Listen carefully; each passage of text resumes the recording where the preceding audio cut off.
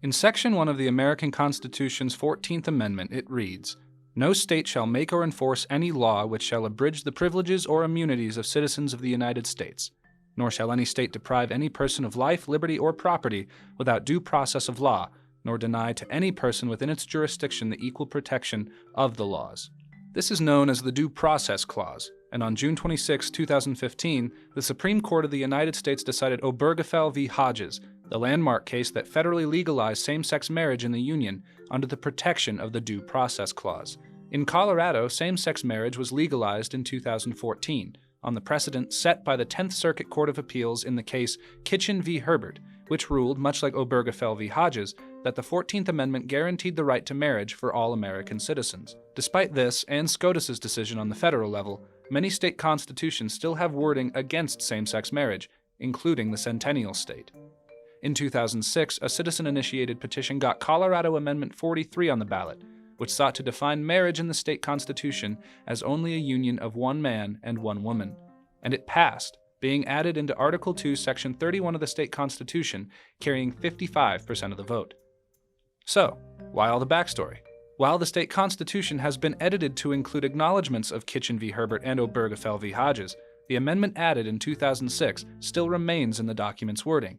And now it's being challenged by SCR 2024-003, dubbed Protecting the Freedom to Marry, which will be on the ballot this November and would let voters decide whether to strike out the 2006 provision from the state constitution. Sponsored by State Senator Joanne Ginal and Representatives Alex Valdez and Brianna Titone, the original measure passed the state Senate with all Democrats voting yes alongside 6 Republicans, with 5 Republicans voting no. In the state House, all but 1 Democrat voted yes on the resolution, with 2 Republicans in favor and 13 against.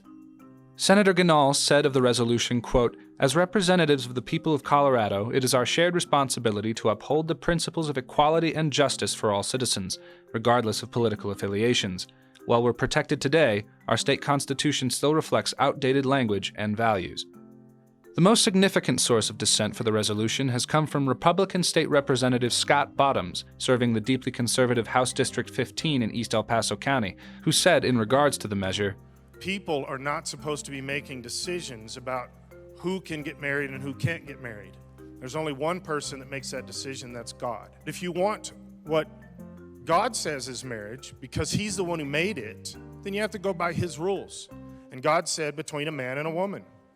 Every single one of us are going to be held accountable for how we look at God and how we look at God's laws. And this goes directly against God's laws."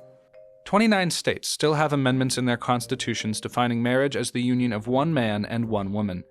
Nevada became the first to repeal such an amendment in 2020, and this November, Colorado will join Hawaii and California in voting for their removal. Colorado requires a supermajority vote for constitutional amendments to pass, meaning 55% of the electorate will have to approve this measure for it to be enacted.